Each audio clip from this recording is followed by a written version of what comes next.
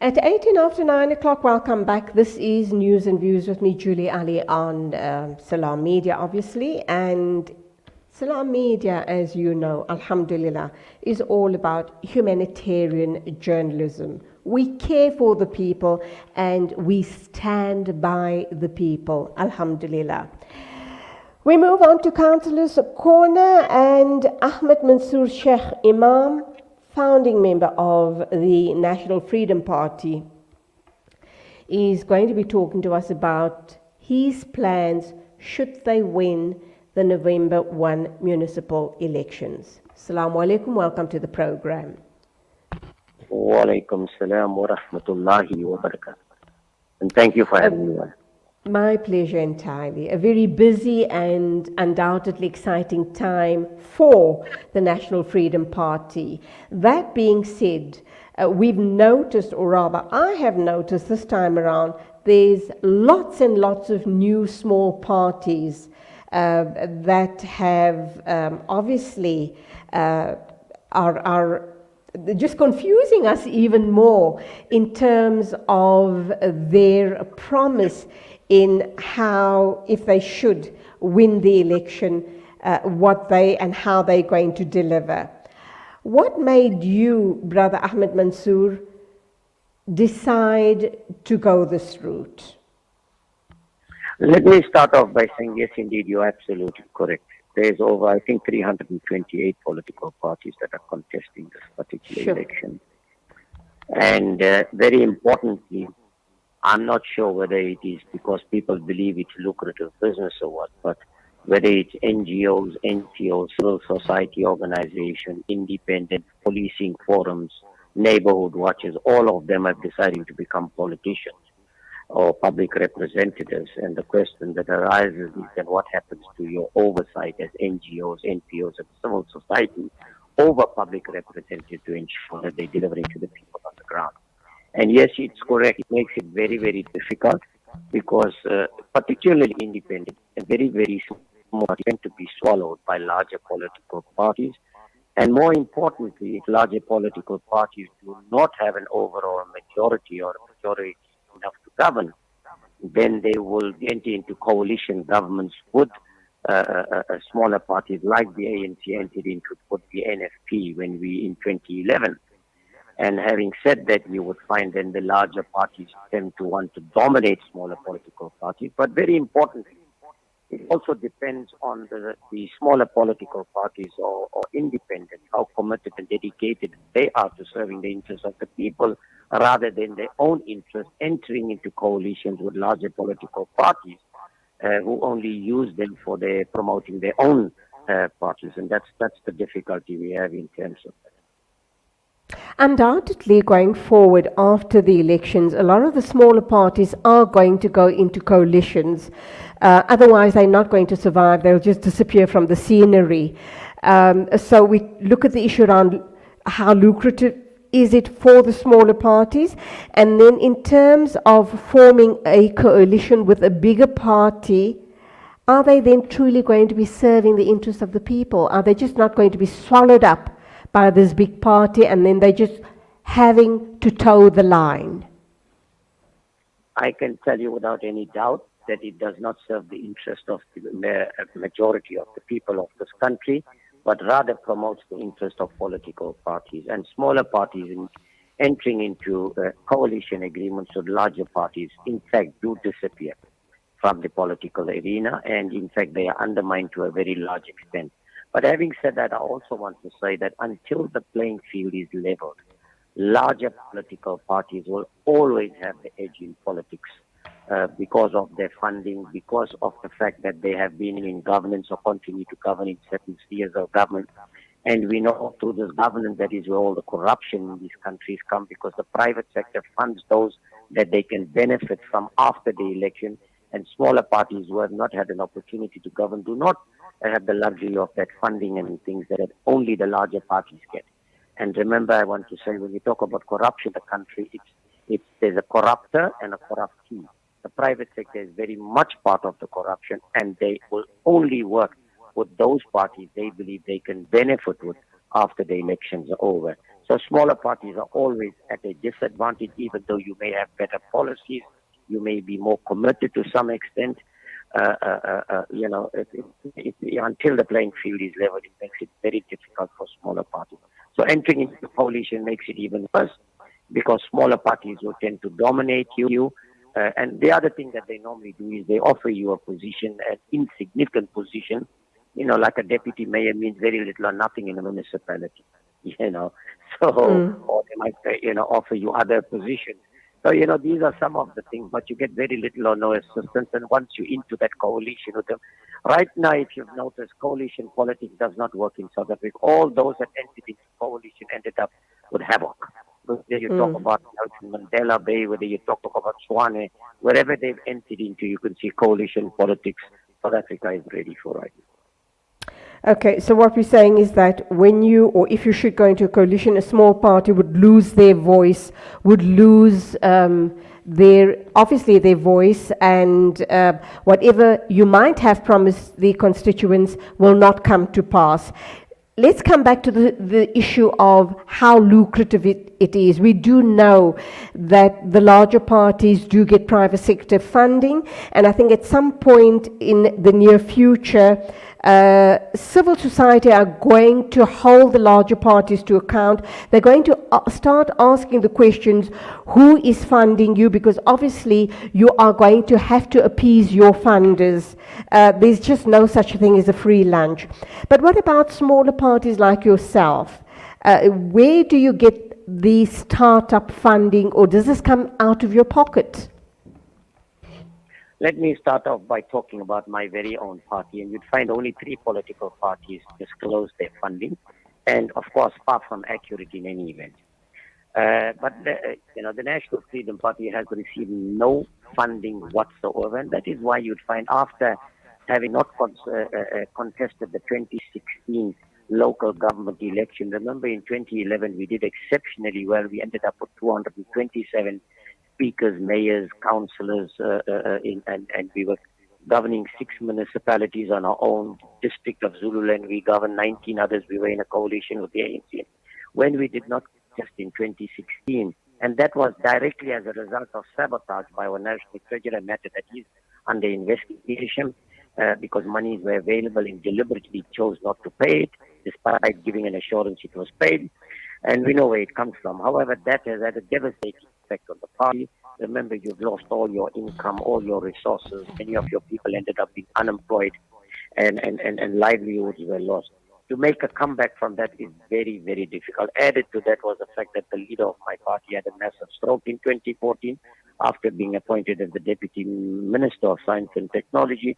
That did not, that added to our woes in any event. But having said that, I'll give you one good example, that when you take an event where you invite 2,000 people to an event, that event costs you nothing less than 400,000 rand, I can tell you now, without any doubt. Now, if you look at the number of events that political parties are having countrywide, if you look at the posters that are being put up, it simply means that political parties are spending tens of millions of rand, and the larger parties like the IFP, the EFF and things will be spending nothing less than 50 million rand on posters alone, and you haven't discussed anything more than 100,000 rand. Where did you get all these monies from? So even though we have the new act in place, the act is not good enough. It does not prevent corruption and looting. And all these parties that are being funded by the private sector. The only funding I think we've received, which is last week, which is 35,000 rand, which I can disclose, African Rainbow Minerals, which provides funding based on presence in the National Assembly and the number of seats you have. So the larger party gets much more than we got. We received 35,000 rand last week for the first time. And that's why you find we don't have much hope. There's not much going on in terms of being able to come back after the devastating effect of contesting the 2016 election. But the question that we need to ask is that these larger political parties who are spending so much of money and have not disclosed anything more than 100,000 that they have received, where are they getting this money from? What are they giving back to people? And you agree, I agree with you. There's no free lunch, like even Chief Justice Mogoeng said as well.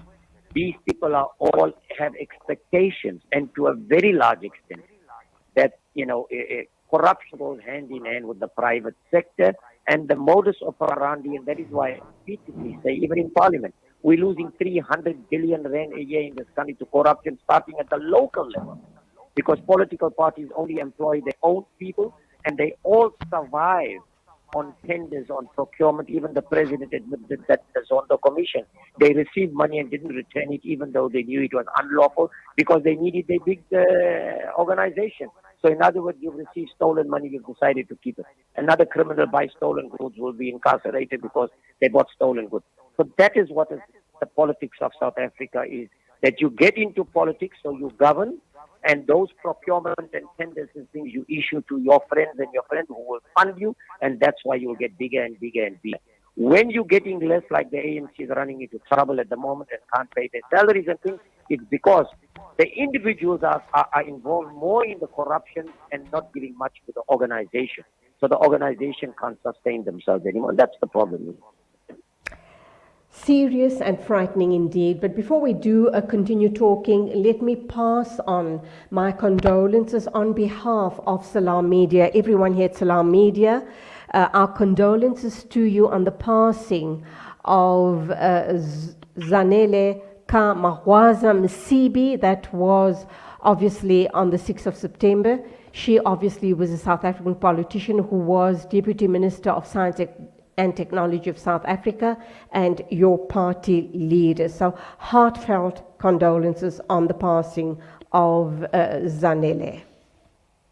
Thank you very much. Thank you. Indeed, she was a great leader, very dedicated and committed. She's the mayor for 14 years in the Zululand district municipality. And many people came out to vote, particularly in that area, because of the services that she delivered to people. Thank you for that. Okay, and then to move on, what is it that you are promising as National Freedom Party about your plans after November 1 municipal elections? And I can hear you speaking really with much passion, and you are speaking very strongly. You're speaking out against corruption and thievery, wholesale corruption and thievery. But what is it that your party and you are going to be doing differently, inshallah, after 1st November? Yes, indeed. Let me start off by saying the commitments that we are making are promises that you cannot achieve. And they are not promises that we are making that you need lots of money to deliver. I'll give you a good example. I've highlighted the issue of corruption, and I've repeatedly called on the president, deputy ministers, ministers of finance and all to close the gap when it comes to corruption. So the first thing I want to say is this. Right from local government, we are saying every procurement that is issued, including the quotation system, because of the quotation system, we don't have to advertise. Once it is awarded, advertise it in the local media so the community are part and parcel of it. They are able to see that this contract was issued to a certain person. These are the directors of those companies. And this is exactly what is the value of the contract. But very important, this is the important point, that you're getting value for money. In other words, an item that costs 10 Rand market value, you are paying 10 Rand and not paying 100 Rand, which is what is going on at the moment. The issue of corruption in the country is that you're not getting value for money. They escalate the prices tenfold in order for all the middlemen and political parties to get money out of this. And we are saying, if you do that, and people are able to see we're paying 10 Rand for an item that costs 10 Rand, immediately you'll be reducing corruption because people will not be able to exploit the system and charge 10 times more. That's the first thing. So I can say, you don't need money to do that. You just need to be transparent and let the people share. And when you do this kind of thing, people will be afraid to go out there and overcharge and things. You're already going to be saving hundreds of billion rands as far as I'm concerned. The second thing is we are saying, we will not be employing people that are associated, aligned necessarily with your political party. And we need to separate, administration with politics. And the problem we have currently is your political parties only employ their own cadres. If you belong to their political parties, you get the position. As a result, we have incompetent people that are there that cannot deliver goods to the people. And we are saying no. Let us have a process, an independent body employing people, CFOs, municipal managers, everybody. So politicians don't interfere in, but hold these people accountable. If you can do that, again, I want to say to you, you'll have better governance, you'll have delivery of services taking place, you'll have competent people employed, and political parties will not be able to exploit the situation. We come on to housing. I have repeatedly said we do not have the capacity to build houses in South Africa for people. If you go to an informal settlement, most of those people have even got DSTV, which is they're paying a couple of hundred rand. But we are saying, in order to address the inequality, the past, let us provide each family in South Africa, disadvantaged family, with a fully serviced site. In other words, don't build those houses, take those monies. Now you've got more monies available, provided them with land, with water, sanitation, and electricity available on the site. Give them a loan, because we lend money. The government lends, the Reserve Bank lends money to the banks at 3%. Give it to the people through a state bank, that 3%. They'll pay a 300 rand on 100,000 rand. You gave them a fully serviced site. They can build a beautiful 2- and 3-bedroom houses with the toilet and water and sanitation inside. My leader has always said she wanted people to live with dignity, not the toilet being 50 meters away. There's an opportunity. Give them that. You'll be addressing the inequalities of the past. Because remember something today. The first thing people ask you, not even your name anymore. Where do you live? That's the first question. So give back the dignity and the identity to those people. Just as fully service site. Do away with this informal settlement and the slums that you are creating. So that's the other thing. And we are saying stop all these evictions until we are able to provide these people. Because you must remember something. Even homeless people, these are human beings. Why are they homeless? They have nowhere else to stay. They need assistance. They need help. So if people do not have homes, with the population growth in the country, you need to make sure you create a conducive environment to accommodate these people. So we are saying evictions must stop until you have the capacity to assist these people and deliver those goods to them. The other thing we are saying, people on the ground are not unreasonable. They are not shouting and screaming and protesting as something that they're demanding that you can't deliver to them. Let them participate in the process. In other words, if you sit with your community and you say, listen, this is the money we got for this year we are expecting. What is the priority? Should we first build 500 houses? Should we deal with the roads? Should we do that? Let's prioritize for the last 5 years. But you be part of the decision. I promise you, in that way, nobody will go out there and protest. And if you deliver on your promises based on how you prioritize with engagement and participation of the community, you're not going to have the problem. Now, we've come with the zero-based budgeting, which the minister is now introducing, and I've been calling for that for a very long time. However, the question is, do we have the capacity? Now we're going to need to capacitate. Why? We've been employing our cadres in those municipalities. They don't have the capacity to be able to deal. I give you another very important point. And we have got thousands, tens of thousands of social workers in this country that we have funded as government that are unemployed. Now, gender-based violence and things, I am saying, it looks like that organizations and NPOs go out there when somebody is raped or murdered and throw out their placards there, they're getting funding. Billions of rands is coming into NGOs and NPOs. How many of them have saved a woman or a child from being raped or murdered? So we say the preventative system is better. Go out there.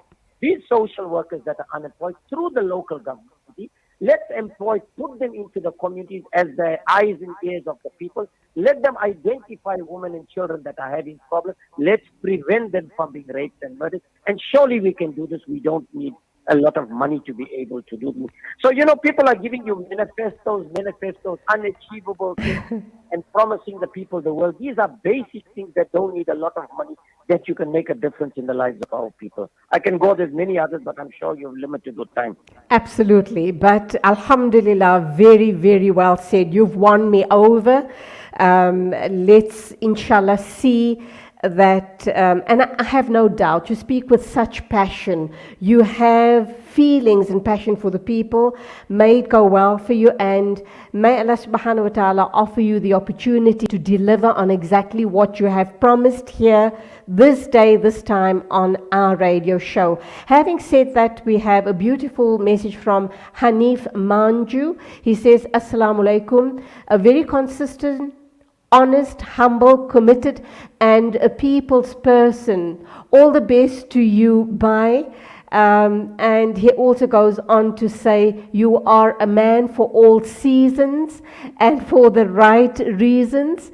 And also the only MP that has raised our COI issues in Parliament. So a glowing tribute to you from Hanif Manju, and undoubtedly a whole host of people out in the community feel the very same to you.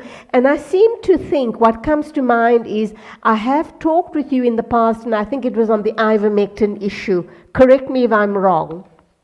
Yes, indeed. Yes, indeed. Ah. Yes. The ivermectin. Okay. So it was really great talking with you this morning. I wish you and your party all the very best, and inshallah we will talk again soon. Jazakallah shukran. I appreciate the kind words. And yes, indeed, it is motivating when you have people appreciate the work you're doing, and that motivates you to do more, inshallah. Assalamu alaikum wa rahmatullahi wa barakatuh. Wa alaikum assalam. That was obviously Councillors Corner, and we were talking to Ahmed Munzoor Shaik Emam, founding member of the National Freedom Party, about his plans should they win the November 1 municipal elections.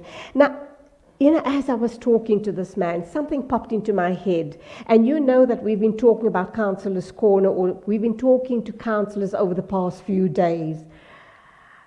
I was blown away by this particular councillor. I'd love you, my esteemed viewers, to interact with us and tell us which councillor, whether you will vote for the party or not, that's beside the point, but which councillor that we've had on the show up to now blew you away, or spoke with such passion that you absolutely believe that he will deliver and that he has the people's need closest to his heart.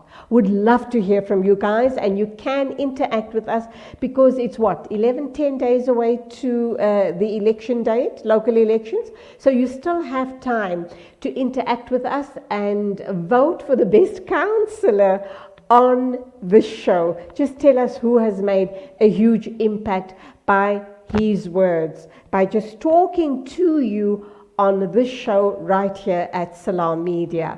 9:40 exactly when we get back, Maxwell Dlamini, a prominent activist in Eswatini, will be joining us. Every 60 seconds.